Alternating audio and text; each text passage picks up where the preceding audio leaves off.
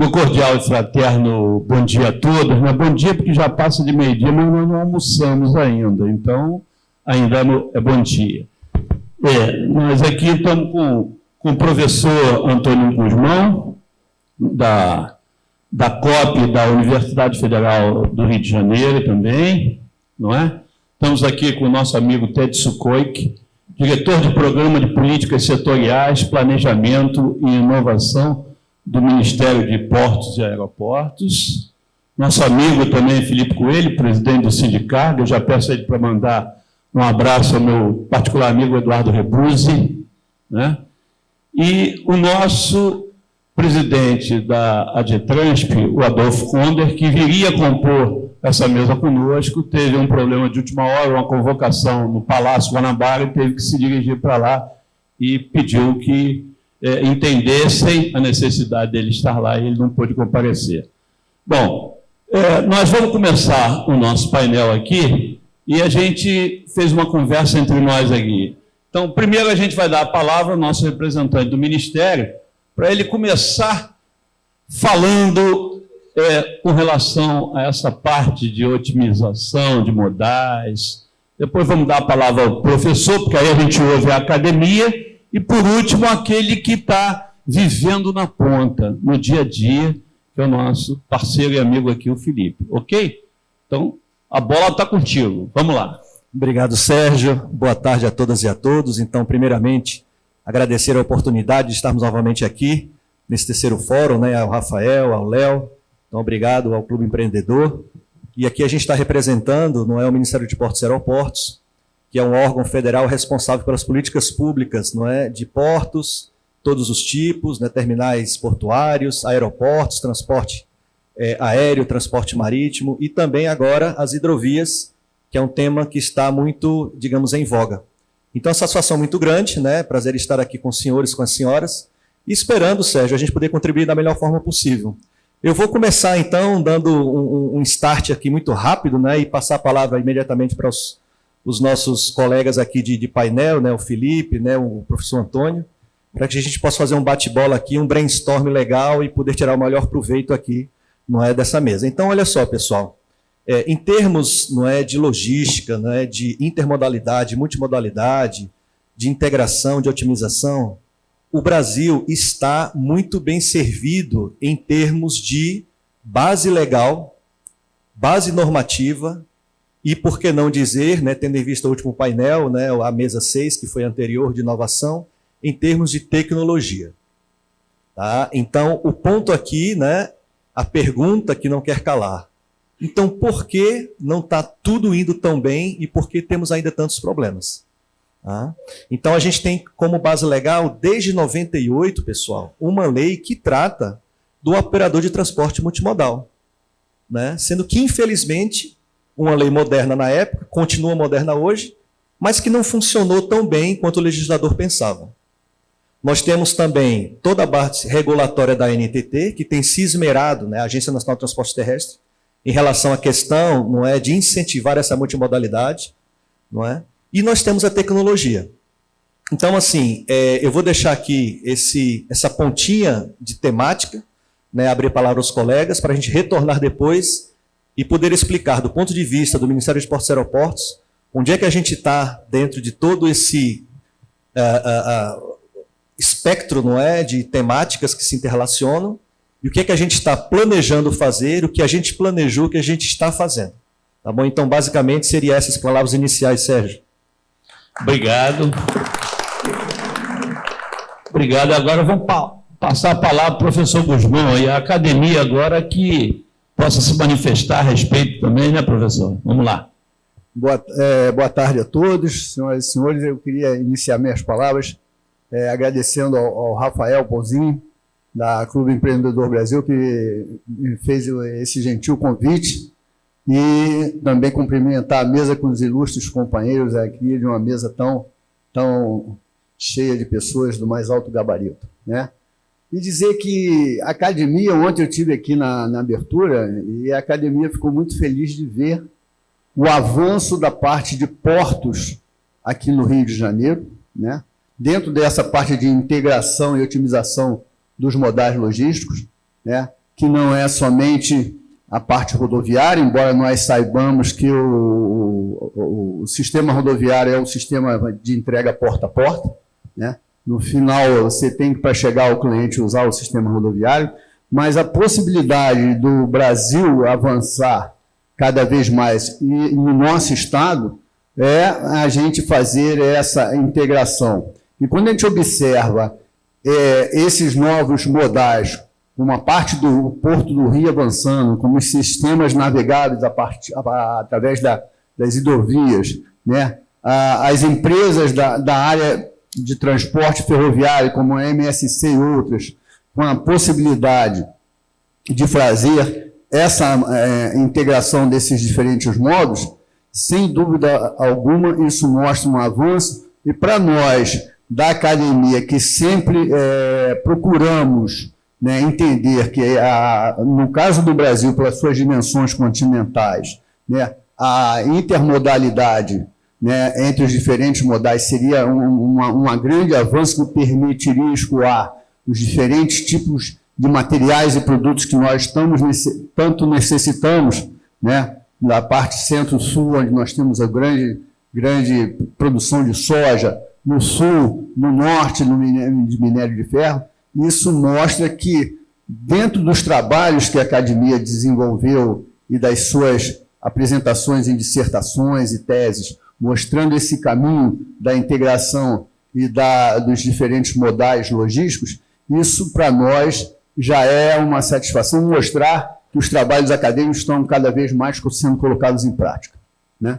E quando a gente observa que o nosso estado do Rio vem avançando muito nesse sentido, como ontem eu tive a oportunidade de assistir todos os palestrantes dizendo que o Porto do Rio está pronto, com aumento de calado, com aumento de recebimento, não precisa ir para Santos, não precisa ir para Santa Catarina, não precisa ir para Vitória, mas enfrentar os seus gargalos e os desafios com muita desenvoltura, com muita determinação, né? Não tenho dúvida que no futuro breve nós estaremos aqui avançando e mostrando que essa integração com os diferentes sistemas logísticos, eles vão permitir, né, que a gente consiga alavancar cada vez mais e obter resultados profícuos e promissores, aumentando o desenvolvimento econômico, né, Sérgio? Como a gente precisa aqui, desenvolvendo as empresas nos seus diferentes segmentos e trazendo, com isso, o avanço da economia do nosso Estado.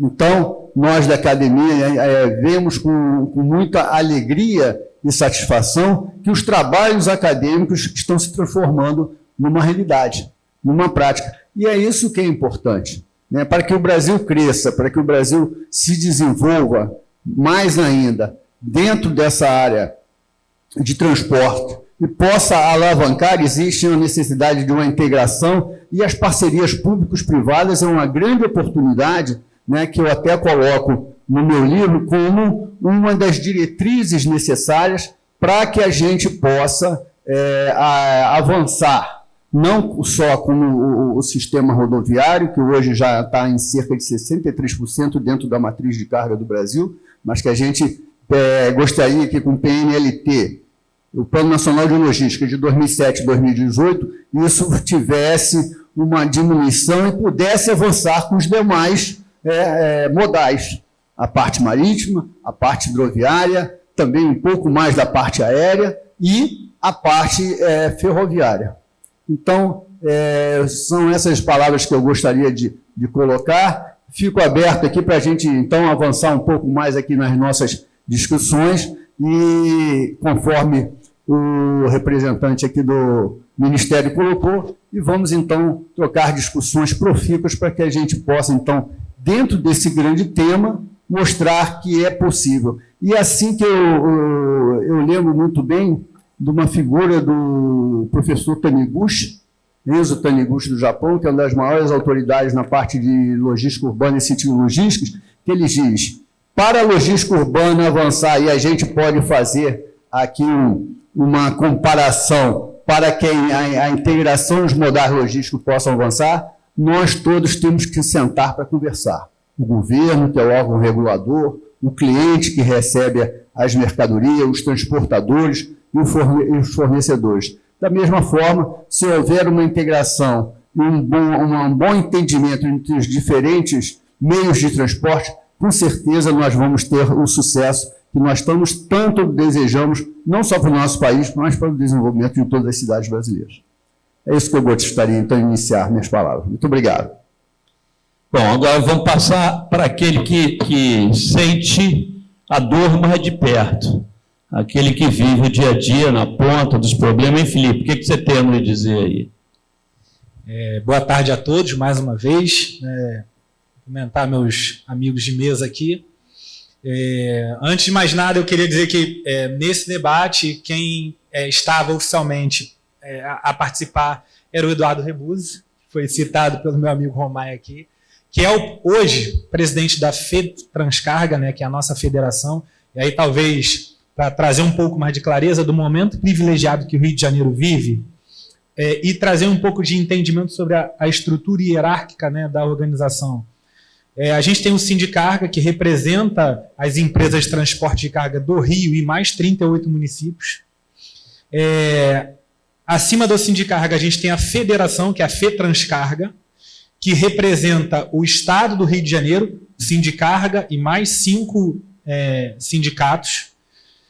Acima da FETranscarga, da federação, a gente tem a Confederação Nacional de Transporte, que é em Brasília. Então, nós temos os equivalentes, né? A CNT, a gente tem a CNI, da indústria, a gente tem a CNC, do comércio. Equivalente à FETranscarga, a gente tem a FEComércio, a gente tem a Firjan. Então, só para a gente poder trazer um alinhamento desse.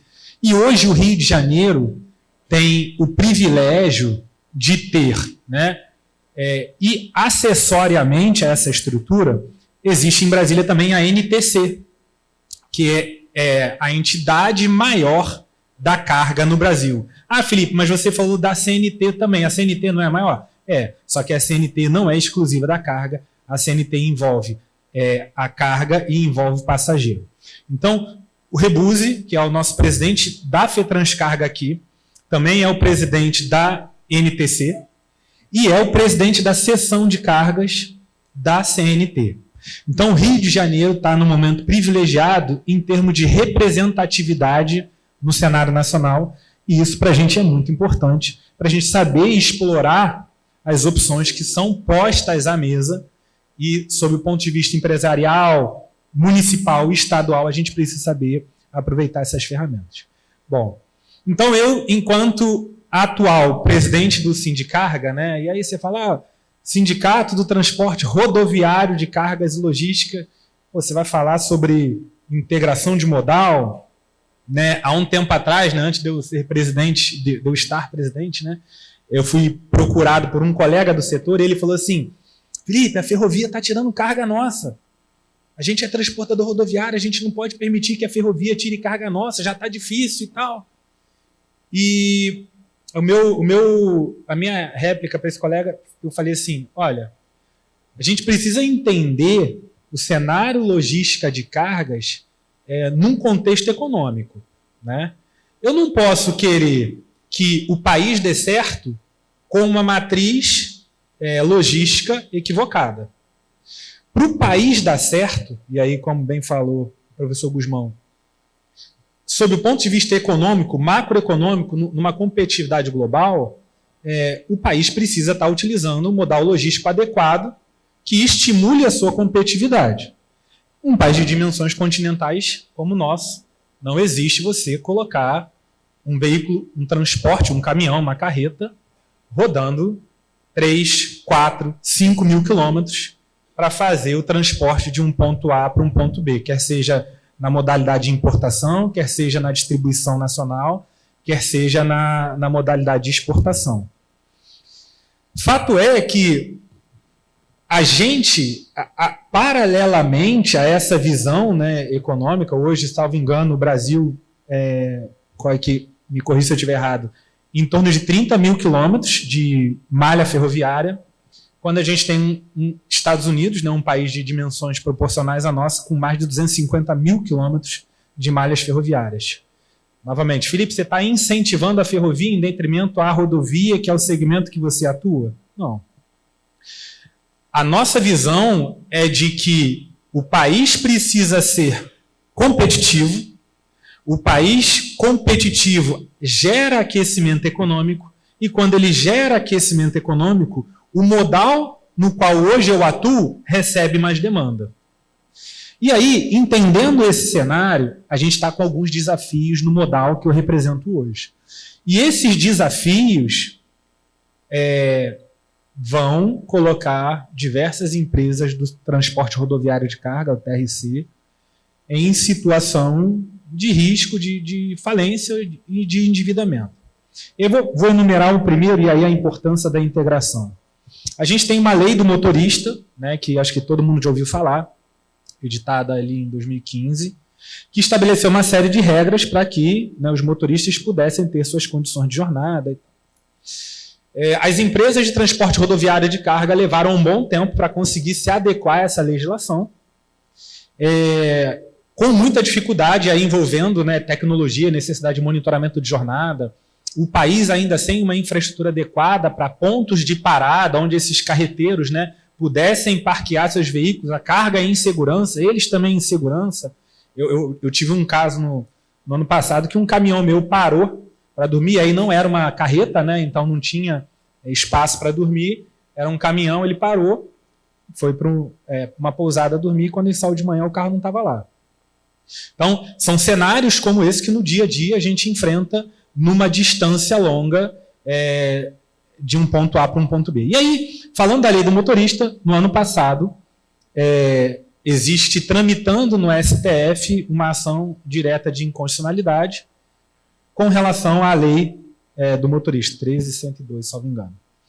E aí, o relator dessa lei, o ministro Alexandre de Moraes, decidiu o seguinte: são inconstitucionais 4 pontos dela. Um ponto que muito nos prejudica, né? Existe já convencionado que o motorista ele não pode dirigir mais do que a jornada seletista, né? Então, ele tem de dirigir 8 horas, respeitando um intervalo de 30 minutos a cada 4 horas, e ele pode ter direito, conforme CLT, a mais 2 horas de jornada. Existe um entendimento de que, com convenção coletiva, eu posso colocar essas 2 horas de jornada, ampliar para mais 4, de forma que 8 horas mais 1 hora de intervalo de refeição, com 4 horas de hora extra, 13, a interjornada do motorista tem que ser o mínimo de 11 horas. Por que eu estou falando isso? Porque ele trouxe uma interpretação que está divergente do que as empresas de transporte de carga vinham aplicando. E essa interpretação, se as empresas de transporte rodoviário não se adequarem, e se os embarcadores... Tem embarcador aqui? Tem dono de carga aqui? Alguém que está aqui representa... Tem agente de carga aqui? Não. Se a gente não trouxer a clareza, o entendimento, que conforme o CTB, né, no seu artigo 67, salvo engano, fala que são responsáveis pela garantia do cumprimento da jornada os embarcadores, as empresas de transporte de carga, as cooperativas de transporte de carga, os agentes envolvidos, né, os freight forwarders e tal, e também os despachantes aduaneiros. Se a gente não entender que todo esse cluster está envolvido na garantia do cumprimento da lei, vai continuar acontecendo o que acontece hoje. O que hoje nos coloca numa posição perigosa? Antigamente, por exemplo, se eu faço um transporte daqui para Itatiaia, no sul fluminense, para carregar uma determinada carga lá, então eu saio 3 horas de rodovia, chego lá 3 horas e meia, vou para o aguardo do carregamento desse veículo que vai para exportação. Vamos supor que o carro fique lá 4 horas aguardando ele ser carregado.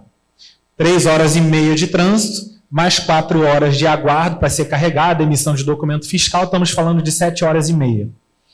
Considerando a jornada seletista, ele teria mais 30 minutos para trabalhar sem considerar a hora extra. ele consegue voltar de Itatiaia para cá em 30 minutos? Não consegue. Então vamos fazer conta de que para eu vender esse frete, eu preciso adicionar necessariamente mais 2 horas extras à minha conta. Ele, com 2 horas extras na jornada, ele consegue sair de Itatiaia e chegar no Rio de Janeiro? Não. Eu preciso que esse carro pare no meio do caminho para ele, o motorista, descansar. No meio do caminho, ele não vai ter uma posição de parada. A gente teve recentemente inaugurada ali em Seropédica, uma posição de parada feita pela concessionária. Mas por que eu estou trazendo isso? Porque a maioria todas as empresas de transporte rodoviário de carga, antigamente consideravam o entendimento da lei de que, enquanto o veículo está aguardando o carregamento, esse aguardar do carregamento não era considerado jornada. Então ele podia ficar lá 5, 6 horas, que depois disso ele podia voltar dirigindo, que ele ainda ia estar dentro da sua jornada de trabalho. O STF mudou esse entendimento. A partir do momento que ele muda esse entendimento, qual que é o impacto que tem? O impacto que tem é que, quando a gente vai fazer a venda do serviço, né, o cálculo da precificação, você sabe que existe o custo variável, que ele está diretamente associado à quilometragem, à distância percorrida, e existe o custo fixo. O custo fixo está ligado à produtividade que aquele carro vai ter naquela determinada rota. Então, se um carro é R$35 mil, ele consegue ir a Itatiaia todo dia, eu vou pegar R$35 mil de custo fixo, vou dividir por 22 dias, eu vou ter uma conta ali de R$1.500. Esse carro, para não sair da garagem, só de custo fixo, me custa R$1.500. Então, R$1.500 mais o custo variável. A partir do momento que, a partir da edição dessa decisão do STF, de que o carro parado conta a jornada, eu não consigo mais voltar com esse carro em um dia, o que eu fiz com a produtividade dele? Joguei pela metade. Se eu jogo a produtividade dele pela metade, o custo fixo que eu estava dividindo por 22, eu passo a dividir por 11. O que tem que acontecer com o preço do frete? Ele vai ter um acréscimo gigantesco para o embarcador. E aí eu falo para vocês, com propriedade de quem vive isso no dia a dia, está aqui o Ralf, meu colega de setor, que não vai me deixar mentir. A gente tem conseguido jogar essa alteração no preço, Ralf, nessa ordem de grandeza? Qual que é o movimento do embarcador ou do grande freight forwarder? Ele fala o seguinte: olha, eu tenho oferta de transporte aqui que não está contemplando isso. Ok, mas nós estamos falando de novo momento da economia global, estamos falando de ESG. ESG não é só emissão de carbono, ESG fala de governança, fala de compliance. O quanto você está preocupado com a aderência, se o seu transportador está cumprindo a legislação ou não, né? E isso não se reflete numa realidade. Por que eu estou falando isso tudo? Porque, além dessa dificuldade imposta em custo ao transportador rodoviário de carga, nós temos uma segunda dificuldade que também nos faz entender que a multimodalidade é fundamental para o crescimento e desenvolvimento econômico. Não tem mais motorista. Quem lembra do que a gente viveu em 2017 com a greve dos carreteiros? Quem lembra aí? Todo mundo sofreu. Falta remédio, falta comida, falta insumo nas indústrias, falta tudo. Não estamos conseguindo produzir interessados em dirigir veículo de carga na medida do que cresce a economia. Sabe por quê? Hoje um motorista vai ganhar em torno de R$5 mil, né, levar para casa ali em torno de R$5 mil. Por quê? É o que cabe no frete cobrar. E aí, esses R$5 mil ele faz conta. Ele fala assim, cara, ganhar R$5 mil para eu dirigir um equipamento com 30 toneladas, passar dias fora de casa, correr risco de roubo, risco de acidente. Pô, se eu for, não vou fazer propaganda, mas se eu for dirigir para um aplicativo, né, de transporte urbano, talvez eu vou ganhar a mesma coisa. Estou em casa todo dia, vejo minha filha, vejo... Só que esse não é um problema exclusivo do Brasil. Isso é um problema que se vive nos Estados Unidos, isso é um problema que se vive na Europa. E essa é mais uma dificuldade que nos traz a necessidade da correção do modal que o Brasil utiliza, né, como modal principal. O professor falou que a gente está em torno de 64% no rodoviário. E aí, professor, eu queria parabenizar, eu participei de uma apresentação feita no CONET, lá em agosto agora, né, produzido pela NTC, e que a equipe do Ministério, né, trouxeram indicadores que são fantásticos e que nem os nossos governantes na localidade conhecem. Porque, conhecendo, a gente tem material produzido, acadêmico, bem produzido, que orientaria as políticas públicas municipais e estaduais. E nesse Plano Nacional de Logística, que o professor Gusmão citou, ele fala o seguinte: existe uma meta até 2035 de conversão do modal atual ferroviário, né, de apenas 19% no share para 35% até 2035. Isso está aderente à necessidade que o país tem e de correção desses custos logísticos e da incapacidade que o país tem de gerar interesse na produção de mão de obra. Então, quando a gente entende que longas distâncias, a maior eficiência é para a ferrovia e, quando possível, para a hidrovia, por questões de capacidade, a gente passa a entender que a logística rodoviária precisa atuar de forma inteligente, fazendo as pontas. Então, se eu entro para fazer as pontas e tiro meu veículo de carga da rodovia para ficar 12 horas, 18 horas na estrada, eu mitigo o meu risco trabalhista, reduzo o meu risco de acidente e roubo e coloco a minha frota no movimento mais eficiente. Então, e eu me preparo para o cenário de falta de motorista, que é um cenário que a gente já enfrenta hoje e a gente vai ter um cenário agravado. Eu não quero me alongar muito, professor. Não, fique à vontade. Mas já sabendo disso, né, 2 anos atrás, e aí é um dos privilégios que nós temos hoje, né, por ter o nosso presidente da federação também como presidente do conselho do SESC-Senat, local aqui, numa reunião da federação, a gente virou, não sei se todo mundo conhece como funciona o Sistema S, né? SESI, Senai da indústria, SESC, Senac do comércio e nós do transporte contribuímos com 1,2% da nossa folha de pagamento para o Sistema S, SESC, Senat. No nosso sistema, no SESC, Senat, diferente do SESC e do SESI e do Senai, né, do comércio da indústria, toda a captação de recurso fica disponível no Ministério e para nós termos acesso a esse recurso, nós precisamos apresentar projetos. Os outros não, os outros é um caixa único e eles utilizam conforme eles quiserem, né? E aí, vendo isso, nós, numa reunião da FETranscarga, provocamos o seguinte: olha, o que a gente precisa enxergar? Não tem motorista mais no Rio, a gente precisa formar motorista no Rio. Sobra verba todo ano no caixa do SESC-Senat, né? E essa é uma verba nossa, paga pelo sistema de transporte de passageiros de carga. E a gente fez uma provocação e falou assim: presidente, olha, por que a gente não pega parte dessa verba e usa para formar motorista profissional? Ah, mas aí a gente não pode, porque o SESC, né, não tem a vocação de ser CFC, né, que é o Centro de Formação de Condutor. Falei, mas peraí, poxa, se a gente consegue numa esquina, numa loja de 50 metros quadrados, ter um CFC rodando, é possível que eu, como SESC-Senat, não consiga. Vamos atrás. E ano passado a gente conseguiu. Foi lançado um edital, 600 motoristas estão sendo formados a custo zero, né, a custo zero para eles, né, custeados pelas empresas, para que a gente possa suprir a carência de mão de obra que o Estado do Rio hoje tem. E aí não é só o Estado, estou falando daqui porque nós estamos aqui, na formação de motorista profissional. Esse ano continua a execução, para o ano que vem vamos soltar mais um edital.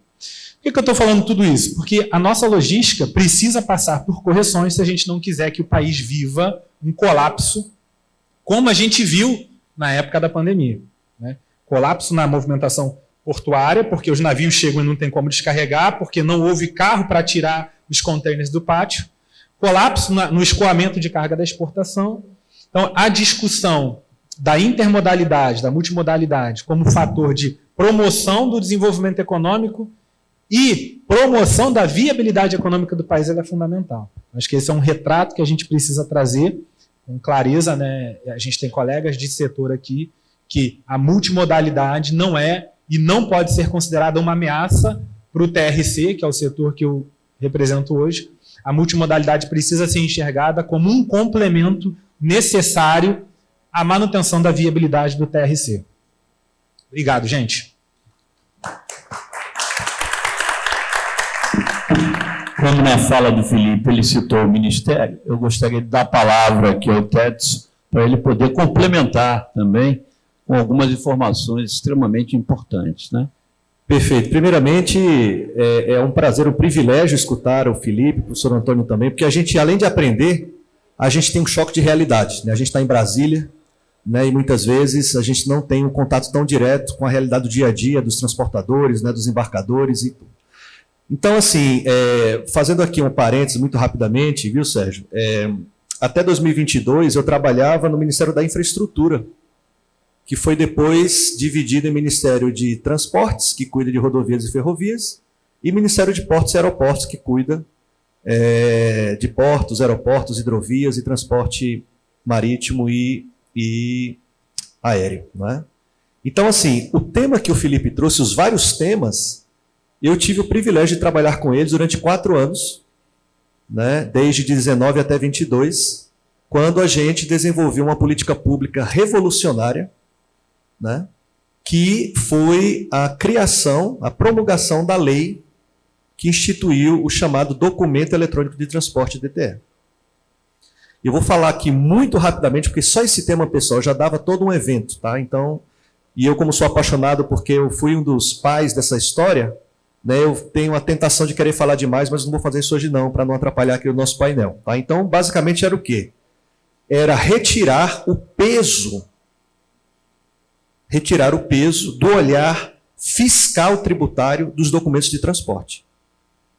Né? Mais cedo, o secretário, né, da Cefaz Rio aqui, o secretário Leonardo Lobo, ele comentou, né, de que recentemente o Rio passou a não mais exigir a impressão, não é, do documento auxiliar, né, do CTE, que é o DACT-TE, passando a tramitar tudo eletronicamente.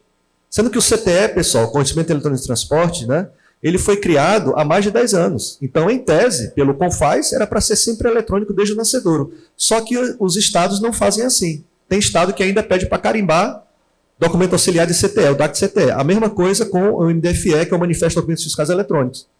E esse DTE que a gente criou lá no Ministério da Infraestrutura na época, ele tirava esse peso fiscal para que não fosse um documento de Secretaria de Fazenda, mas sim um documento de política de transporte. E aí foi com todas as federações de transportadores, cooperativas do Brasil inteiro, a CNT ajudou demais e chegamos ao final, viu, Rita, com o quê? Com uma lei e com um decreto. Só que infelizmente não funciona. Porque o peso, não é, das autoridades fiscais e tributárias, ele é muito grande. E hoje, digamos assim, tudo está centralizado no MDFE e no CTE. Então, fecho parênteses aqui, só para dar um feedback ali para o Felipe em relação a esse ponto. E aí a gente teve que analisar a questão do TRC, do transportador autônomo, que às vezes vive de um caminhão velho, de um 1313, que já tem 50, 60 anos, né, de uma Scania 112, que já tem 35 anos, com a dificuldade de trocar um pneu, com a dificuldade de percorrer, não é, carregando produto para cima e para baixo, às vezes anda 2.000 quilômetros com o frete dele e volta vazio, né, com prejuízo. Então, tudo isso é a realidade do nosso país. Viu, professor? A gente realmente tem 63% da nossa matriz de carga, de transporte de carga, no rodoviário. Se o senhor tirar o minério de ferro, o 63% passa para 80%. Então, carga geral, granéis, 80% é rodoviário, tá certo? Sem minério de ferro. Então, é dramática a situação. E aí nós temos o tema da atualidade. Sustentabilidade, transição energética, redução de emissões de gases de efeito estufa. O que é que o caminhão usa, Felipe? Diesel S10. Caro. Né? Às vezes, né? S500 ainda está usando, né? Então, o que é que acontece? Como é que eu vou conversar com a cooperativa de transportadores autônomos, caminhoneiros, não é? Pessoal trabalhador, pessoal que está na lida, não é? O dia inteiro, para dizer, olha, esse seu frete de 2.000 quilômetros, o senhor vai ter que reduzir X quilo de carbono equivalente. O cara, o quê? Ô, doutor, desculpa, eu tenho que trabalhar, não tenho tempo para ficar com essa conversa fiada aí, não. Essa é a realidade do Brasil. Então, quando você fala, né, de tudo que o Felipe trouxe, né, que é a dificuldade de respeitar uma lei que foi criada para beneficiar o caminhoneiro e acabou engessando a logística da vida real, aliada com esse discurso de palavras difíceis, de sustentabilidade, transição energética, mudança do clima, para uma logística que ainda roda essencialmente, digamos assim, da forma tradicional, para ser mais simples aqui, viu, Sérgio? É muito complexo, gente. Tá? E aí vem a questão do intermodal e do multimodal. Pessoal, cada vez mais, o grande embarcador, o grande transportador, principalmente do marítimo, da cabotagem, né, do hidroviário e até do aéreo, sabe o que ele está fazendo, pessoal? Ele está comprando caminhão, ele está criando frota própria. O door-to-door, porta a porta, não é mais com contratos de empresas como, por exemplo, a empresa do Felipe. Ele quer ter caminhão dele por quê?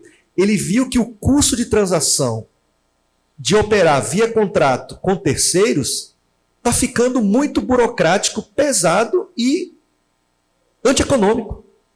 Então ele disse, olha, para evitar problema com o caminhoneiro que não dormiu, que não teve as 8 horas, eu vou comprar minha frota, 400 carretas, e eu vou fazer tudo. Vou botar o logo da minha empresa e é tudo verticalizado. E aí é uma das fragilidades da nossa lei de multimodal. Ela privilegia quem? A grande empresa verticalizada. A grande transportador ferroviário, o grande transportador marítimo, o armador. Pessoal, a gente viu semana passada. A CMA CGM comprou a Santos Brasil. O maior terminal de contêineres que tem de norte a sul desse Brasil. De Rio Grande até Vila do Conde tem Santos Brasil. O armador comprou. E ele vai comprar avião, ele vai comprar trem, ele vai comprar concessão de ferroviária, autorização ferroviária, que agora é a nova coqueluche. Ele vai comprar caminhão, vai comprar tudo. Então ele está todo verticalizado. A logística está, o pêndulo dela, né, que dos anos 90 até recentemente, era o pêndulo da horizontalização, do downsizing, da otimização da supply chain, etc. Então, que a gente ouviu bastante ontem e hoje, ele está indo para os anos pré-Segunda Guerra Mundial, que era a verticalização total. A melhor coisa era eu ter tudo. Eu não sou economista, sou engenheiro mecânico, mas eu adoro economia, né? Então tive a oportunidade de estudar um pouquinho isso daí, de ler um pouquinho. E na economia, né, na microeconomia, que é a economia que estuda a firma, não é? A empresa, tem uma decisão que o gestor tem que tomar praticamente todo dia, que é ou eu faço por minha conta ou eu compro de alguém, que em inglês chama-se make or buy decision. O que é eu fazer por minha conta? Vou verticalizar, eu tenho tudo. O que é eu fazer através de terceiros? Eu vou contratar alguém. E o Brasil está de um jeito que a gente está colocando essa segunda opção de contratar engessada de um jeito que dificulta para todo mundo, trazendo o quê? Ineficiência, trazendo custo Brasil e burocratização, né? Então, esse é um panorama que envolve o rodoviário, que envolve o marítimo, que envolve o aéreo, que envolve todo mundo, e que quando a gente traz o tema do multimodal da otimização, a gente pensa que é um problema matemático. Ah, não, eu vou colocar um algoritmo, vou colocar um IA e ela vai otimizar a minha jornada daqui para Belo Horizonte, daqui para o Recife, daqui para Manaus, daqui para Cuiabá. Não, pessoal. Eu quero ver se a IA é boa, se ela resolveu o problema do cipó legislativo e normativo que o Brasil tem. Aí eu quero ver se ela é boa mesmo. Né? Porque a otimização matemática, né, do custo mínimo de transporte das várias etapas igual a um grafo, cara, isso aí está sendo feito desde os anos 60 com análise, com pesquisa operacional. Não é esse o problema aqui. O problema é o seguinte: como é que eu passo de uma realidade que a gente formou durante os últimos 100 anos para uma nova realidade de um novo mundo que está instalado agora? Isso não é o futuro não, gente. Nós estamos vivendo isso hoje, que é o quê? A necessidade da gente pensar no social, na mudança do clima, no meio ambiente, nos novos combustíveis verdes e um monte de coisa, novas demandas dos consumidores, foi muito falado aqui. Né, o e-commerce revolucionou a percepção que o mercado tem justamente de atender essa demanda. Né? Eu fui, há alguns anos atrás, no TECA, que é o Terminal de Carga Aérea do Aeroporto de Curitiba, do Afonso Pena. Pessoal, um galpão gigantesco. Um monte de berço de metal, cheio de caixinha. Eu não sabia o que era aquilo, era um monte de caixinha, assim, milhões. Aí a gente foi com o pessoal da SecSex, né? Eu trabalhava na SecSex na época, a Secretaria do Comércio Exterior do MDIC. Aí quem recebeu da gente foi o auditor lá da Receita, né? Da alfândega lá do aeroporto, etc e tal, todo mundo, a galera da Anvisa, do Vigiaga, a gente fez um grupinho e foi percorrendo. Aí eu perguntei para o auditor: doutor, o que é isso aí? Celular. Como assim? Tudo da China. Cada caixinha dessa é uma compra. Eu falei, e aí, como é que vocês estão? Ficando doente. A gente não dá conta. Porque aquilo ali é o quê? É uma DSI, Declaração Simplificada de Importação, né? Uma compra menor do que $100 e poucos. Então, passa no fluxo rápido, no fluxo simplificado, mas que onera quem? O processo de trabalho do auditor e do cara que faz o despacho. Ele não dá conta de atender o prazo que ele mesmo disse na norma dele. Então, ninguém está preparado para uma explosão dessa. Não adianta querer fazer uma logística super top, se na verdade essa demanda ela é tão violenta que por mais que a gente aumente a infraestrutura, aumente o processo, a gente está sempre devendo. E onde é que está o cerne, Felipe, da questão, Sérgio, professor? Nosso modelo de entendimento dessa logística, nosso mindset. A gente tem que facilitar. Pessoal, a OMC, que dizem até que já é finada, né? Eu ainda defendo ela porque eu gosto muito do lateralismo, tá? Ela fez em 2013 o Acordo de Bali, Acordo de Facilitação de Comércio. Aduaneiro, saúde, trabalhista, logística e tudo que você quiser. Facilitar o fluxo de mercadorias entre os países. É disso que eu estou falando. Então não adianta botar 10 berços em Itaguaí, 5 berços, botar menos 18 metros aqui na cota, né, de berço aqui do Porto do Rio, se o meu mindset está vivendo ainda no século XX. Não é essa a questão. Eu posso ter um aumento de produtividade simplesmente mudando o processo, mudando forma de pensar. Tirando o quê? Complexidade processual do tratamento da carga, do tratamento do pedido e da logística por si. Pessoal, diminui o custo. Pessoal, o senhor sabe, professor, não é porque eu gosto de logística no seu não, mas assim, só para lembrar o pessoal daqui, né, que trabalha no dia a dia, mas às vezes, pelo fato de trabalhar no dia a dia, esquece de sair um pouco fora da... A logística, ela começa muito antes de ligar o motor ou de colocar uma peça dentro da caixa. O primeiro fluxo da logística, pessoal, qual é? Informacional. Daí a tecnologia, daí a necessidade de ter um monte de sistema, de ter não sei o quê. Show de bola. Aí definiu o fluxo informacional, origem, destino, preço, não sei o quê, papapá, o seguro, o plano de risco, vamos ligar o motor, colocar a carga dentro, carregar, conferir documentação fiscal e ir embora. Esse momento já é tarde. Muita burocracia já foi montada. E somos nós os responsáveis. E eu falo isso como homem do serviço público. Eu passei na academia, passei na iniciativa privada no Brasil, no Japão e na França. Tive a oportunidade de trabalhar. E aqui no Brasil também, até como consultor de mercado, andando para cima e para baixo, até eu me transformar no servidor público federal. Então, quando eu olho para trás e vejo, digo, meu Deus do céu, será que eu não posso, agora que eu estou no órgão federal, tentar trabalhar para dar uma melhorada nessa situação que nós mesmos criamos décadas atrás? Então, assim, hoje, e encerrando aqui minha fala, né, para amarrar com o que o Felipe disse, a gente é super sensível, Felipe, ao que você falou. Eu estudei e conversei com caminhoneiro, com um monte de sindicatos de cooperativa para fazer o DTE. E qual foi minha tristeza e minha frustração, Rita? É que, na verdade, aquela ideia que tem uma lei que está vigente, que tem um decreto que está vigente, não está sendo usada. Não está sendo usada. Porque o mindset não está preparado para esse tipo de coisa. De novo, vou repetir. A Lei 9.611 de 1998, ela é a lei que cria o transporte multimodal no Brasil. O que é o multimodal, pessoal? Não confunda com o intermodal. Multimodal é um contrato só para fazer tudo. Rodo, ferro, rodo, multimodal. 3 contratos já é intermodal, é outra coisa. E a gente não consegue usar. Então, assim, para não ficar essa imagem do negativo, né, ou seja, eu quero terminar minha fala com o positivo, que é o seguinte. Nós já nos conscientizamos dessa necessidade, e se a gente não está mudando no amor, Léo, a gente vai mudar na dor. Por quê? Está vindo pressões do exterior, OCDE, OMC, OMA, um monte de acordo que a gente assinou lá atrás, que está nos obrigando a mudar, muitas vezes, a nossa revelia. A Receita Federal é uma prova disso. Né? Eu trabalho com o pessoal da Receita Federal desde 2009, quando eu comecei a entender o processo aduaneiro, e só recentemente eu vi como eles mudaram em decorrência exatamente de imposições que a OMA tem feito ao Brasil e que o Acordo de Facilitação tem feito ao Brasil. Aí eles começaram a mudar.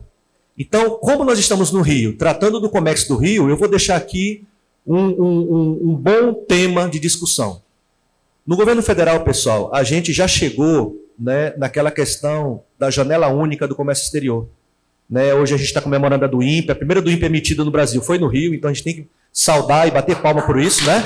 O secretário Leonardo, ele trouxe isso aqui para a gente, tá certo?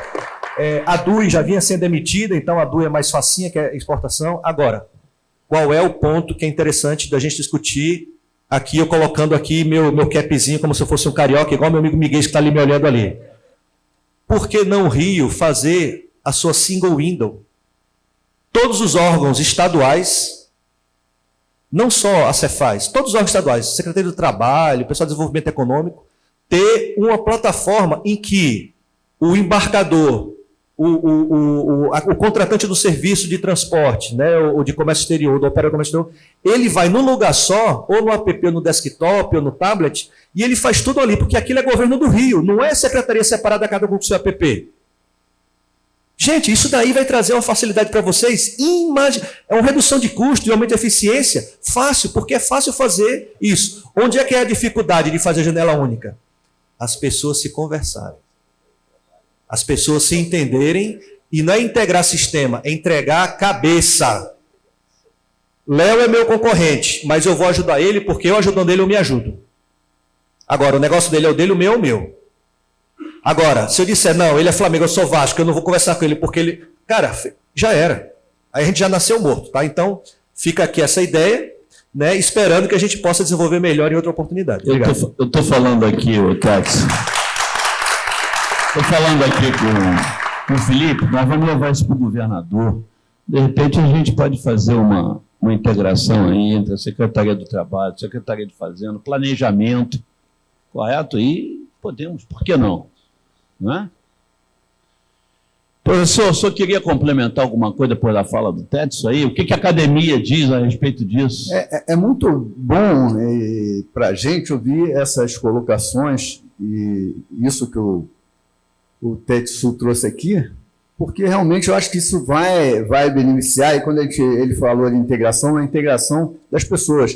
E vem de encontro, né, o que o professor Taniguchi sempre promoveu e que tem sucesso lá fora da logística urbana, quando ele fala da discussão de fornecedores, transportadores, o órgão regulador e a população, para eles poderem chegar a um resultado que seja bom para todos, que é o que nós temos que pensar, seja bom para o Estado, seja bom para um país, cada um nos seus lugares, né?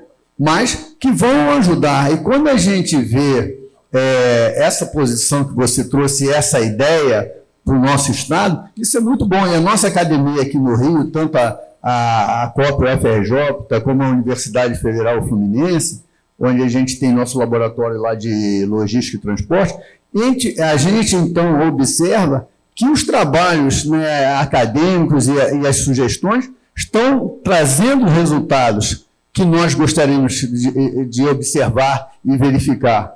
E foi muito bom, como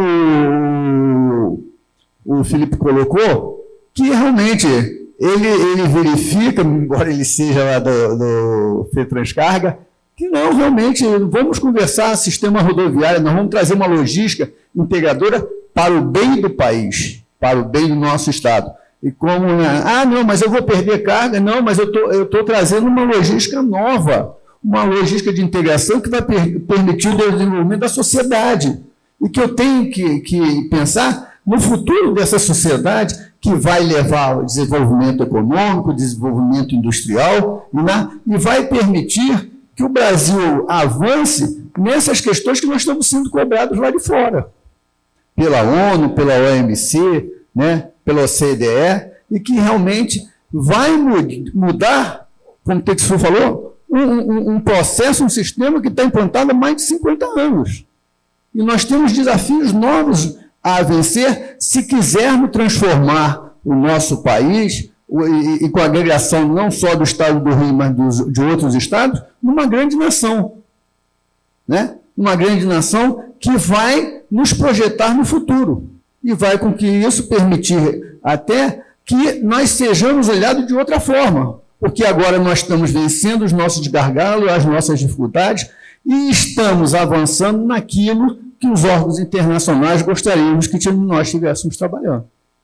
Não é isso? Então, é isso que eu gostaria de complementar com a academia, e nós vamos propor outros desafios, né, para os futuros alunos a nível de mestrado e doutorado que trazam suas teses, suas dissertações com contribuições para esse desafio que o Brasil tem que enfrentar, mudando para uma nova concepção, uma nova modelagem, uma nova estrutura em termos de logística, que vai permitir, então, a gente chegar como a gente gostaria de ser como um país aí na frente. E para fechar, eu gostaria até de dizer a vocês que após aqui a nossa mesa, eu tenho o lançamento do meu livro aqui, que é fruto da minha tese de doutorado na UFRJ, Diretrizes de Logística Urbana para as Cidades Brasileiras, né, justamente para melhorar essa questão do transporte rodoviário, o impacto do transporte rodoviário nas cidades. E que foi transformada num livro a pedido da editora Dialética, e que eu tive a grata satisfação de ser premiado aí no Prêmio Jabuti Acadêmico na primeira edição desse ano como livro finalista.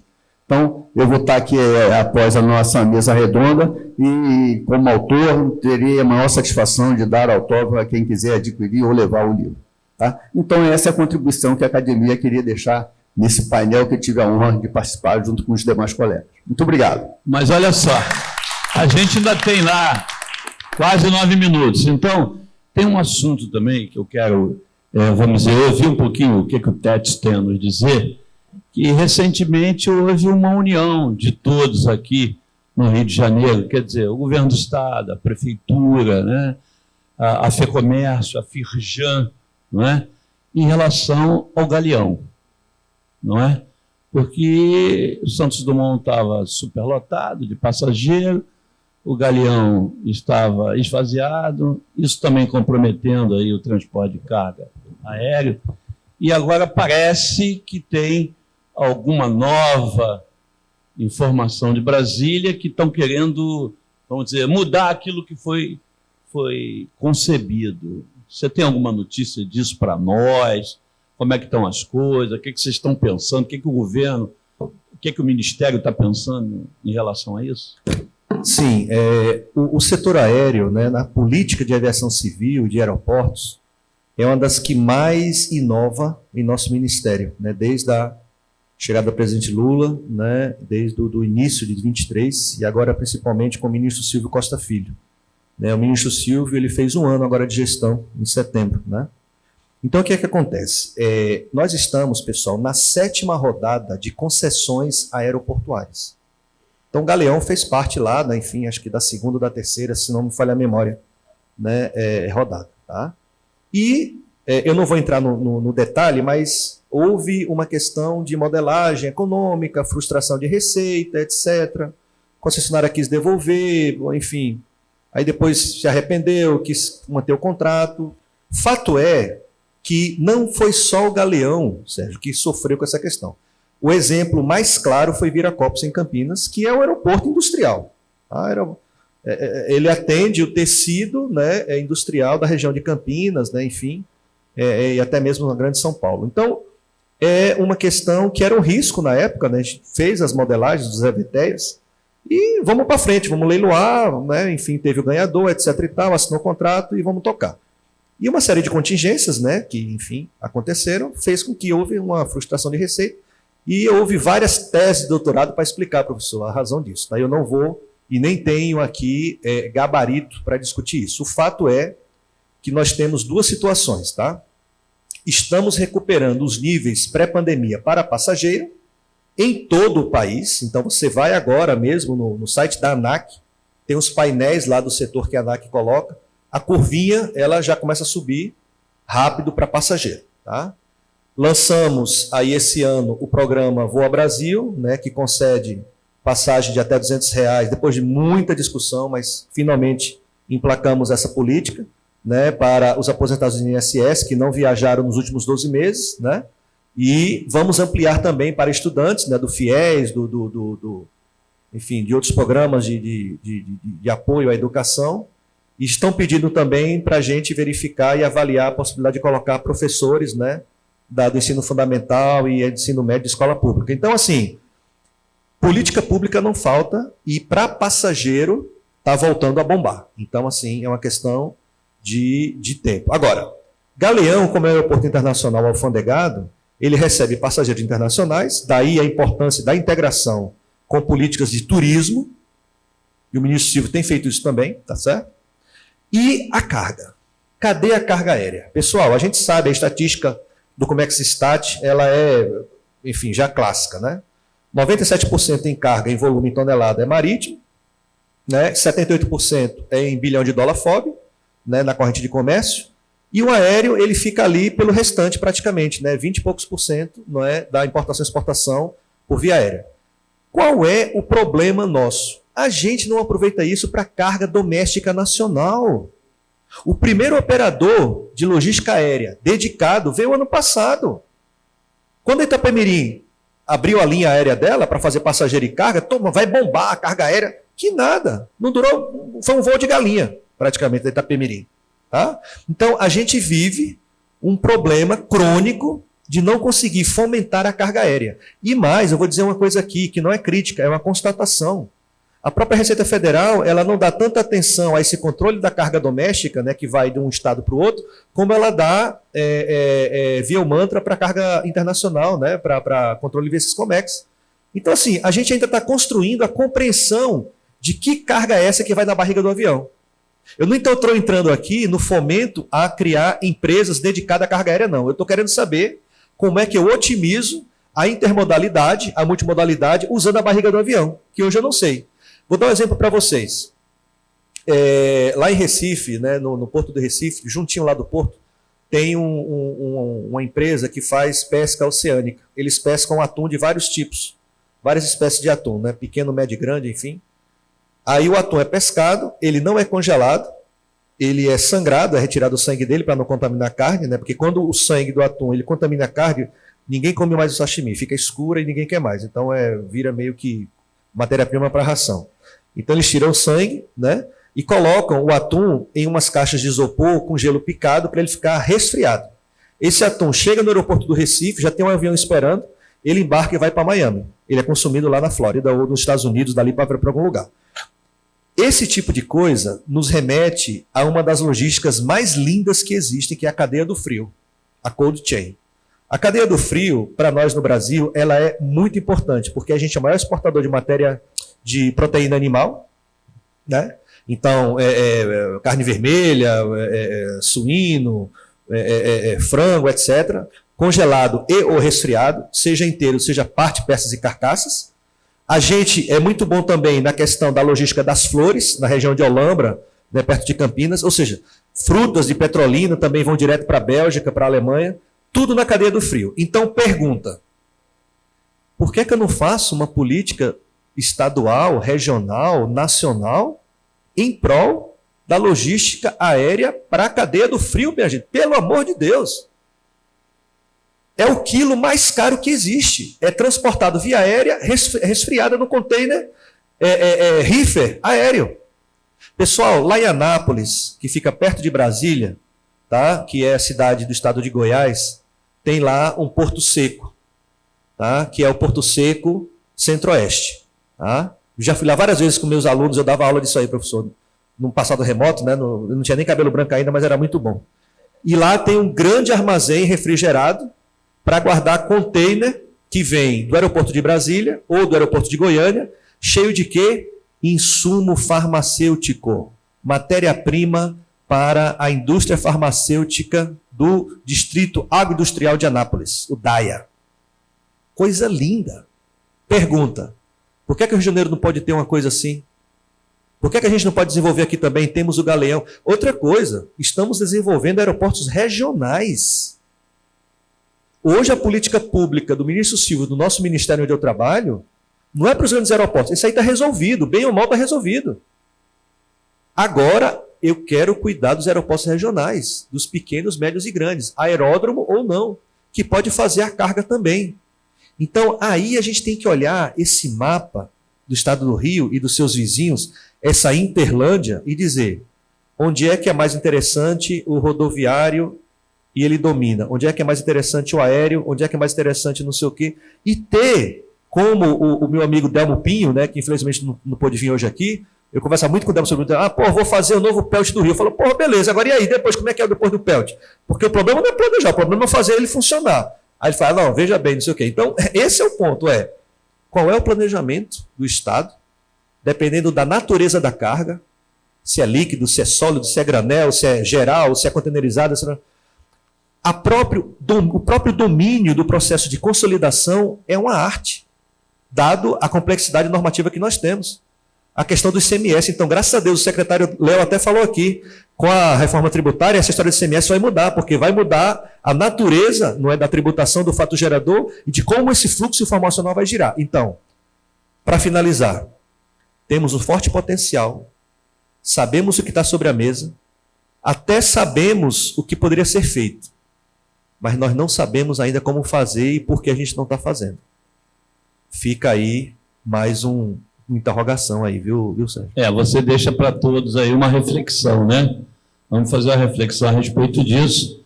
E eu acho que nós estamos chegando ao término do nosso trabalho aqui. Alguém quer fazer rapidamente algum comentário? O professor não quer? Você quer fazer, Felipe, alguma coisa?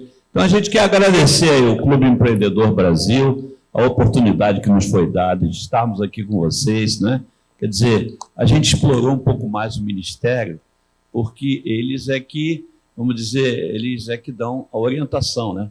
O ministro Silvio e tudo, e a gente procura, dentro do possível, entender como é que as coisas estão. E você trouxe para nós aqui uma série de informações extremamente importantes para que todos possam fazer uma reflexão e que a melhora seja de todos, né? Por favor. Sérgio, é o seguinte, a política federal ela é para todo o Brasil, mas cada estado, e Rio de Janeiro não é diferente, tem a sua política regional, estadual, local, municipal, etc., né, que vai concatenar com a maior.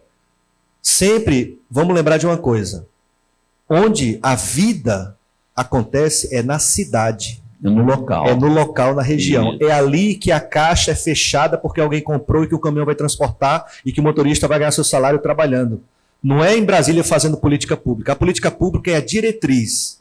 Então, como é que eu, que estou aqui, a 2.000 e tantos quilômetros de Brasília, me conecto com essa política dizendo, eu também vou ganhar com isso, do meu jeito de fazer o comércio exterior, a minha logística, a minha economia.